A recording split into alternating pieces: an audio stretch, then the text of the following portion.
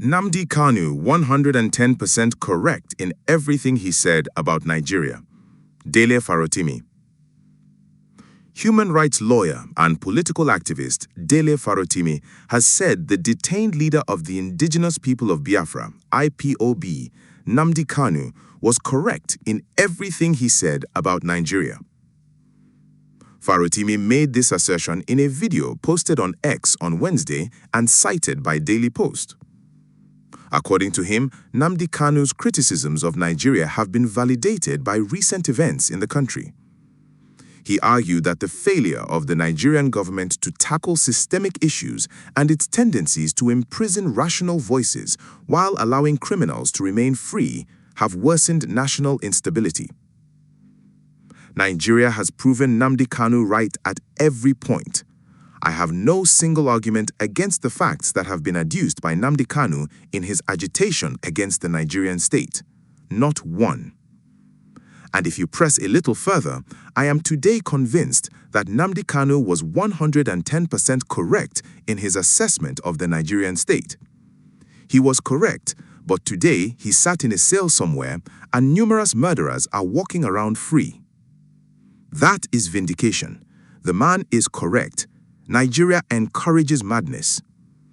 If it does not listen to rational voices, it becomes inevitable that more extreme voices will be spoken in the language that Nigeria understands. I've had multiple occasions to address separatist agitators, both in Igbo land, in Yoruba land, and elsewhere. The recent discourse surrounding public commentary on Nigeria's trajectory, touching on systemic failures, the breakdown of the rule of law, and warnings long echoed by figures like Nnamdi Kanu forces us to confront an uncomfortable reality. We are paying a heavy price for ignoring structural truths. When public intellectuals and human rights advocates like Dele Farotimi point to the deep-seated dysfunctions within the Nigerian state, the critique is rarely about individuals alone. It is an indictment of a broken system. For years, warnings about the unsustainability of our current governance model, the weaponization of state institutions, and the erosion of justice have been swept under the carpet in favor of superficial political optics. Here are three critical takeaways from this ongoing national conversation. The danger of ignored warnings. History shows that when legitimate grievances, whether economic, social, or structural, are met with suppression rather than dialogue, the foundational cracks only widen. Dismissing critical warnings as mere dissent has left the nation perpetually firefighting self-inflicted crises. The crisis of accountability. A functioning democracy relies on robust, impartial institutions.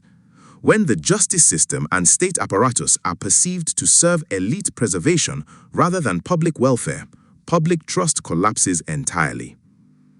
The urgency of restructuring. The persistent insecurity, economic hardship, and regional agitations cannot be resolved with cosmetic adjustments.